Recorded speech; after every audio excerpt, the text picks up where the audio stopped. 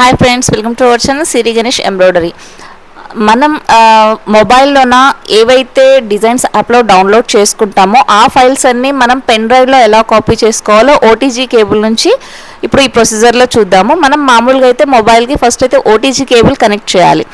But అన్ని మొబైల్స్లో OTG cable పెట్టగానే connect అవ్వదు కాబట్టి మనం సెట్టింగ్స్లోకి వెళ్ళి ఓటీజీ కేబుల్ ఆప్షన్ ఆఫ్ ఉంటుంది. అక్కడ మనం ఆన్ అనేది అక్కడ బటన్ ప్రెస్ స్లైడ్ చేసినట్లయితే ఆన్ అవుతుంది. ఆన్ అయిన తర్వాత మనకు అక్కడ యూఎస్బి పోర్ట్ సింబల్ చూపిస్తుంది అనమాట. ఆ సింబల్ కనుక అక్కడ వచ్చినట్లయితే మనకు యూఎస్బి కేబుల్ అనేది కనెక్ట్ అయ్యి ఉంటుంది అనమాట. కనెక్ట్ అయిన తర్వాత మనం జెడ్ అచీవర్ ఓపెన్ చేసి మనం డౌన్లోడ్స్లోకి వెళ్ళి ఏదైతే ఫైల్ అన్జిప్ చేసుకుంటామో అచీవ్ చేసుకుంటాం కదా, ఆ అచీవర్ చేసుకున్న ఫైల్ నార్మల్ ఫోల్డర్ అనమాట. ఇది 570 లాంగ్ ప్రెస్ చేస్తే కాపీ సింబల్ వస్తుందో కాపీ మీద మనం క్లిక్ చేయాలి.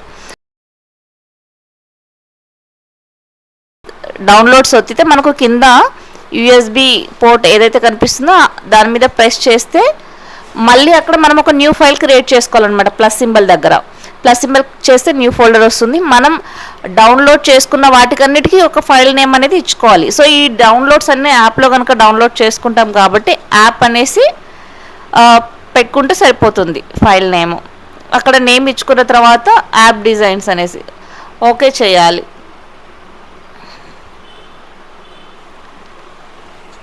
ఓకే చేసిన తర్వాత కింద లైట్ బ్లూ కలర్లో ఒకటి కాపీ సింబల్ ఉంది కదా, అది ప్రెస్ చేసినట్లయితే అందులో సేవ్ అవుతుంది అనమాట ఓటీజీ కేబుల్ ఈ 570 తోటి.